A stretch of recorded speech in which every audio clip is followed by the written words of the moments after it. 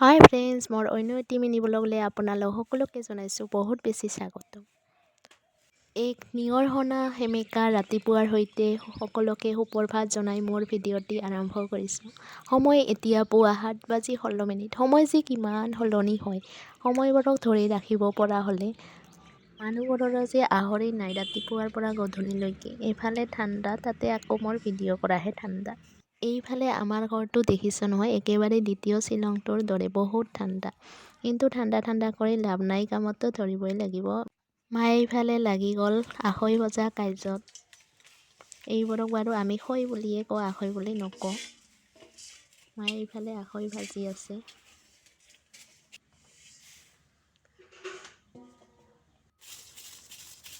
আখৈ ভজা হৈ গ'ল, এতিয়া কৰাই। যিহেতু আমি গাঁৱলীয়া মানুহ, এইখিনি 4-3 মাহৰ বাবে ভাজি থৈ দিব। গাঁৱলীয়া মানুহেতো জানাই, ঘৰুৱা বস্তুহে খাই ভাল পায়। কৰাই চিৰা এইবোৰ বেছিকৈ খায়।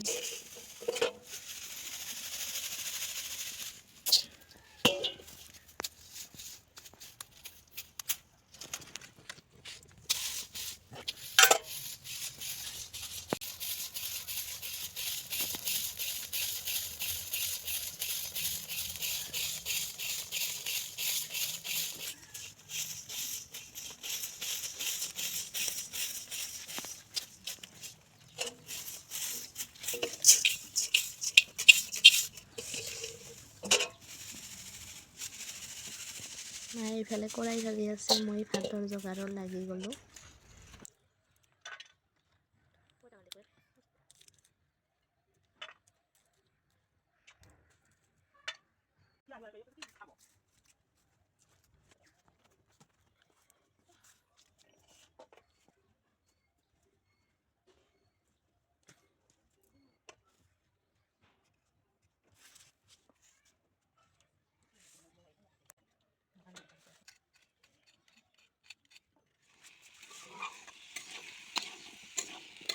চব্জিখিনি ৰান্ধি ল'লোঁ আৰু এইফালে সৰিয়হ, নহৰু, নগা ধনিয়া এইবোৰ দি, জালুক এইবোৰ দি অকণমান চাটনি পিচি ল'লোঁ। এইফালে খাই বৈ উঠি আকৌ কৰাই ভজা কামত লাগি গ'লোঁ। মানো অকলে কিমান ভাজিব, ময়ো ভাজিলোঁ। মুঠতে হ'লেই হ'ল আৰু কামটো।